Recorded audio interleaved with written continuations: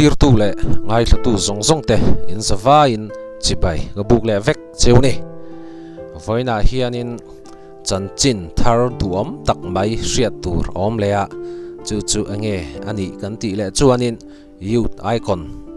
boruak hianin Mizoram dung le wangna satakin ala tuama he youth icon boruak in Mizoram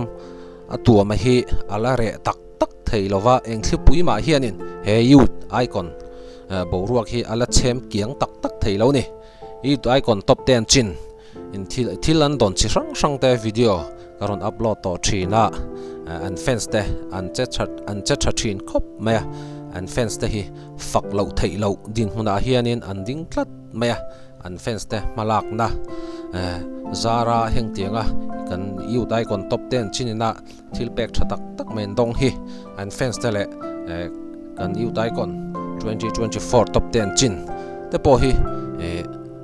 ka han fak vele du bokani le ti chuanin voina video kan ngai thlak ho tur le kan zir ho tur chu hei nak tu khianin thil duam tak mai a thleng don tlat me Mizoram pa alom om khop maya chu chu ange ani kan ti chuanin nak tu khianin youth icon 2024 icon ber lal sang liana birthday ania sang liana birthday pual hianin a fans te chuanin thil tak ro pui tak hriat reng tlak ni turin thil ti sak an tuma chu chu nak tu ka hianin aizol kho pui chunga city bus a thlonin an service tir don ani ro pui khop maya taite fans te thil ti hi a ro puya han puan zar sak lo chia ka ngai lova voina po hianin taite pual hrim hrim hen video hi karon siama a fans te chat dana hi amoi maya hey city bus taite pualin birthday pualin a thlon leo levin city bus service tir dona aizol kho pui chunga om hote khanin city bus a hianin lova chuang theu ula mo zinga tangin bus service tan dona danga daruk borvel thleng ani arin noma indu chuanin nileng thak po khanin lova chuang mai ro a thlon vek khania ti chuanin a bus number hi karon soinga registration number hi MZ01 C4561 ania abas ma hian kan hriat theidan tur chuan benzo ti ain ziak don ani han soinon lenga kan hriat kan thei hil takin bus city bus taite pola free service tur hi a number chu MZ01 C4561 ania chuan bus ma hianin benzo ti kha ain ziak dona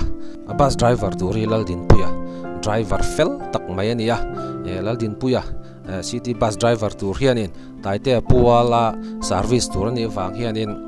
areta po hi aret pangai lo dewin driver reta zoka khani ka soini driver ret pangai lo dewin alak sak dona driver po fak driver po hi afak lo theilo ni hengtinga hianin mizo ni hi anuam thin khop maya kan tlom ngai em maya mizo tenuna betlat chu tlom ngai na nun hi ania chu chu nak tu ka taite pula city bus service tour driver tour hi hemini hianin ama ret pa ngai ni lo ama ret aya tlomin a service don bokani ti chuanin kan soyang khanin nak tu khian taite pualin aizol kho pui chunga city bus service dona city bus ma hianin taite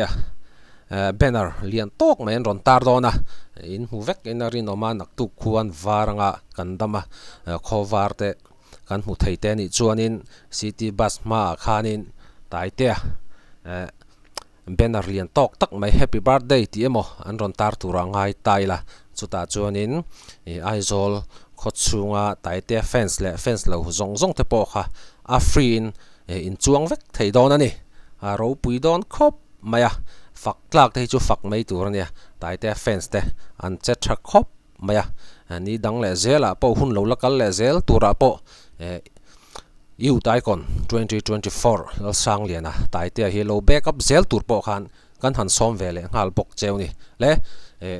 khati zong khani le ta phot ta se ni danga video thar dang nain kain mule theu don ya atop nan tak tak he video hi try ti ni chuanin khongain like le share kha min lo pek sak ve turin ka han som hal bok che ni e